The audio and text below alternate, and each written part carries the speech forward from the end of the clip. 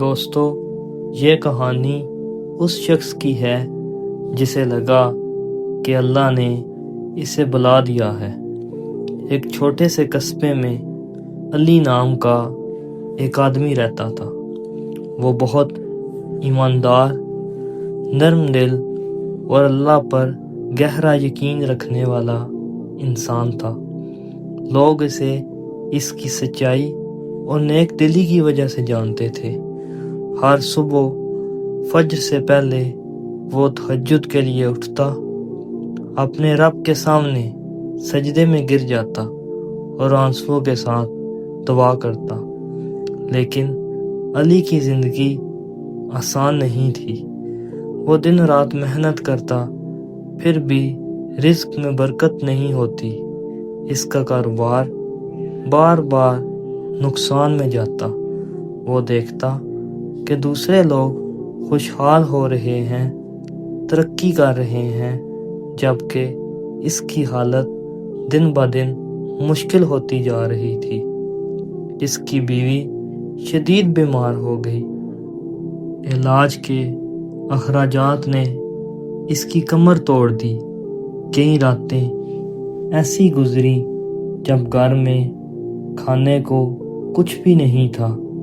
رات کی خاموشی میں جب سب سو جاتے، علی آسمان کی طرف دیکھتا اور آہستہ آہستہ کہتا، یا اللہ، میں تجھ پر ایمان رکھتا ہوں، تجھ پر بھروسہ کرتا ہوں، پھر بھی میری زندگی اتنی مشکل کیوں ہے؟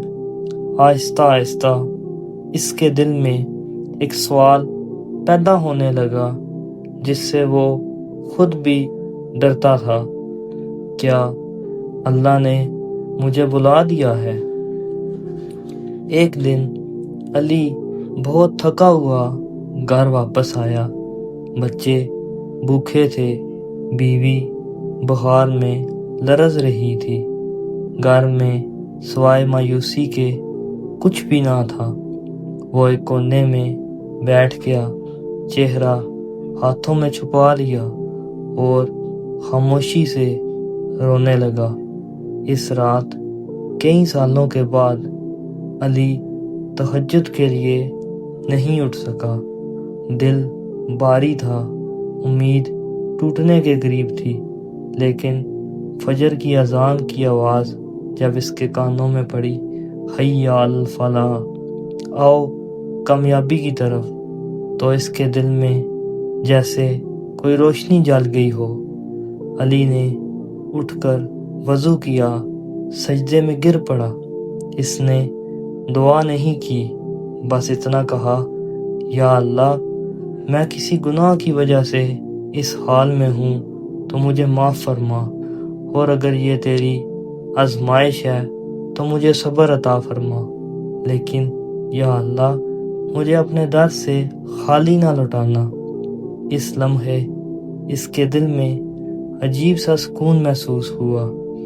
چند دن بعد قصبے میں ایک اجنبی آیا۔ وہ کسی ایماندار شخص کی تلاش میں تھا جو اس کے کاروبار میں مدد کر سکے۔ لوگوں نے علی کا نام لیا۔ اجنبی نے علی سے بات کی، اس کی سچائی دیکھی اور اسے کام کی پیشکش کر دی۔ وہ کام حلال، باعزت اور مستقل تھا۔ آہستہ آہستہ حالات بدلنے لگے۔ بیوی کی صحت بہتر ہونے لگی، گھر میں رزق آیا، بچوں کے چہروں پر مسکراہٹ لوٹ آئی۔ ایک رات علی پھر تہجد میں کھڑا تھا، لیکن اس بار آنسو شکر کے تھے، نہ کہ غم کے۔